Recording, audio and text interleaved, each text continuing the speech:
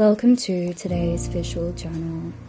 Very brief overview of the first couple of weeks of being in my late 20s, grappling with the duality of still feeling like a baby, yet understanding that I am an adult now, like properly. One thing I've noticed is I tend to bounce between the two feelings just as chaotically as the many seasons Sydney has in a day. It's Tuesday, about to go out for breakfast and a coffee at a cafe that opened up recently. It's supposed to be really good, so we'll see. And I'm gonna be spending the day out in the city. My mum's adorable. She's planned like a birthday week for me. My birthday isn't actually until Saturday. Still getting used to my hair, by the way, guys. I've toned it a lot more, so it's a little bit less like red orange, and now it's this kind of like nice ash blonde. Go get some coffee. A creature of habit, I've found myself in a loophole of the same almond cappuccino and iced almond latte for a little while now. Hazel's Bakery has an unsuspecting, warm ambience considering where it's located, which is right outside a main road bus stop. This was the last day I was going to be spending with her as a 26-year-old. Being able to start the day with an almond cappuccino and a matcha, two of my favorite things, was beautiful. We headed to Veggie for Love, which is a hidden gem located about 20 minutes from the city, before going to a nearby thrift store. Not just any thrift store, but probably one of the biggest thrift stores I've ever seen in my whole life. They had such beautiful clothes and the furniture was amazing. I almost wanted to collect things for my future apartment, but I didn't. Just gotten ready for work. For some reason this morning I woke up and my coffee just tasted so wrong, and I don't know why. I don't know if my taste buds are being weird at the moment. I have had a really low-key week so far. Slept most of Wednesday. I was just so exhausted. I've basically been in a repeat of reading and sleeping. I really want to show you guys what I got from the thrift store on Tuesday. First things first, I got this little grey off-the-shoulder charcoal sweater. So comfortable, so cute. I've just been wearing this to bed, to sleep, and it's just perfect for this weather at the moment, because for some reason in Sydney it's like cold and rainy and then it'll be super humid, like 35 degrees. It's just completely unpredictable, so I am having to take my winter stuff out of my wardrobe to have on standby. The thrift store was amazing. It was so big, everything was so cheap. It was like $4 to $25 was the maximum price of a lot of the things that I found. I don't have a plan when I thrift. I have a mental list of things I will always purchase if I find it. The perfect pair of pants, versatile top that I can wear with anything. I don't really go into it having a set mind on what it is that I actually want to find, because I find if I do that, oftentimes I have pretty bad luck, and I also limit myself to what I can creatively put together and what I can style. I just found this cute little top. I have no idea where it's from. It doesn't have a tag. It's got a lace trim at the top. It's stripy, really like relaxed, got a v-neck. It's actually really sweet on. I feel like I will probably have to alter it a little bit just because it's a bit big. I might even turn it into like a bralette or something. I really want to get into sewing this year. Then I found this little top from, I think it's Vintage Miss Shop, which if you live in Australia you'll know that that was a brand stocked in Maya. $4. Again, such a simple looking top, but it's so pretty on. The material is like this beautiful quilted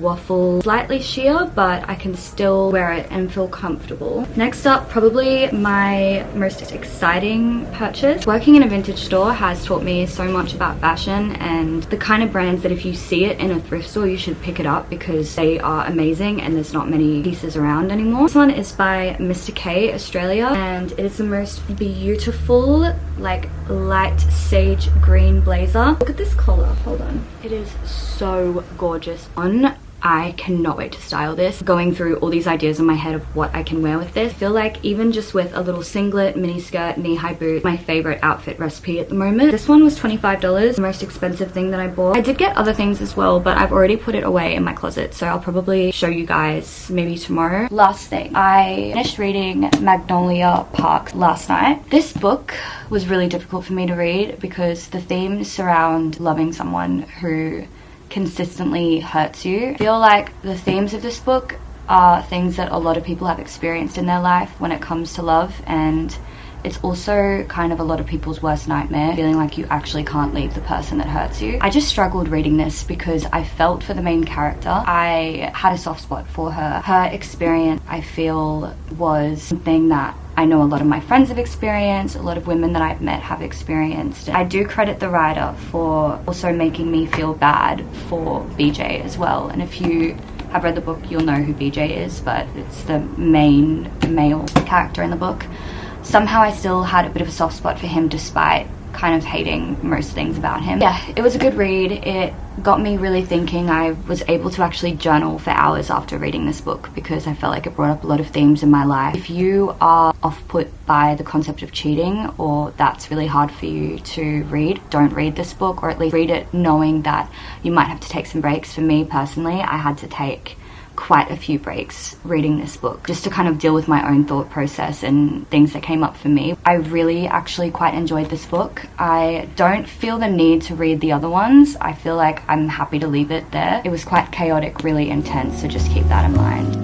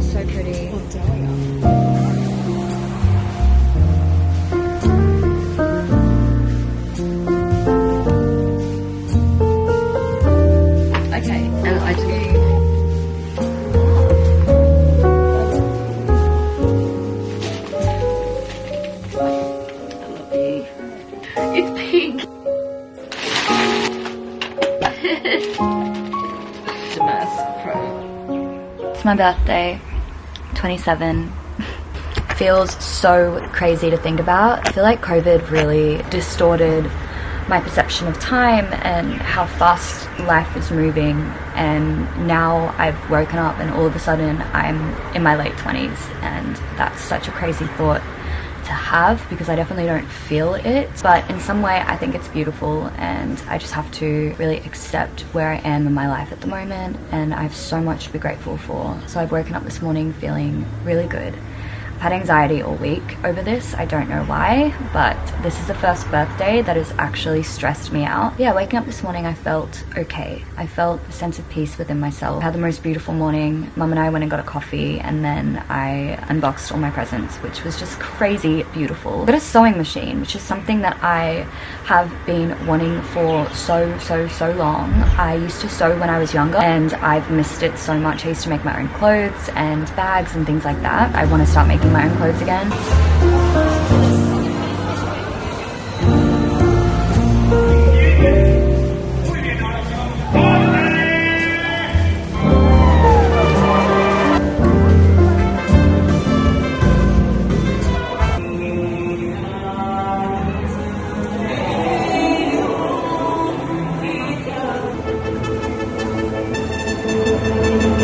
Couple weeks later, I've not really been well the last few weeks. Going for a little walk in my area, get a coffee, get some fresh air. I'm really pale at the moment, so I just need some sunshine, I think, and hopefully I will start to feel better. I just had headaches for like a week now. It's okay, but coffee will always fix it.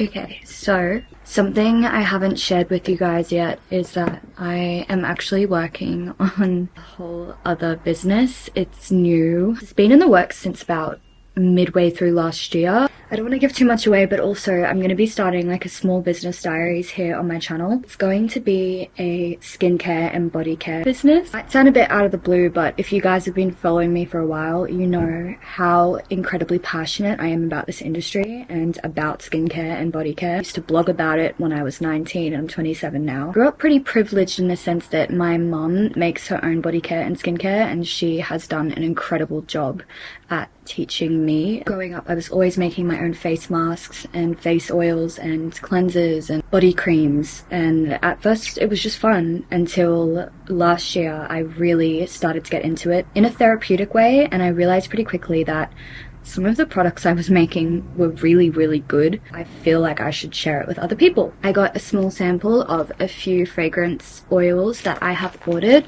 They're going to be making up my signature scent for the business because I will have a body perfume, which is going to be like a body oil, but it's going to have a very incredible smell while also having nourishing properties, of course. So I'm going to have a look at everything, and I thought that I'd just share it with you guys. Scents are probably some of my favorite. They are safe for the skin and hair.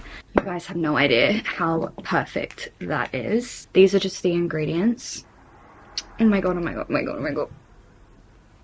I feel like I'm gonna cry. This is it. I was so scared I would end up hating it and I'd have to start from scratch again, and it's so expensive, you guys, starting a business like this. I'll be ready until probably end of this year, around Christmas. I started to feel a little bit overwhelmed with emotion in a positive way this time. I decided to go for a walk and get some fresh air, check out a local thrift store. My favorite section of these sorts of thrift stores are the homewares. It gives me so many ideas. Outside, I felt like the sun was revitalizing me from the inside out. And once again, I was so grateful I decided to get out of the house. I feel as though nothing has changed since entering my late 20s, yet everything has changed. I still visit the same coffee shops. I still smile and wave at the same people on my local streets. Yet my dreams have morphed into something that excites me more than anything has in a long time. Thank you for being here with me, for flicking through the digital pages of my diary and understanding me probably more than most people in my life do. Until next time, I love you.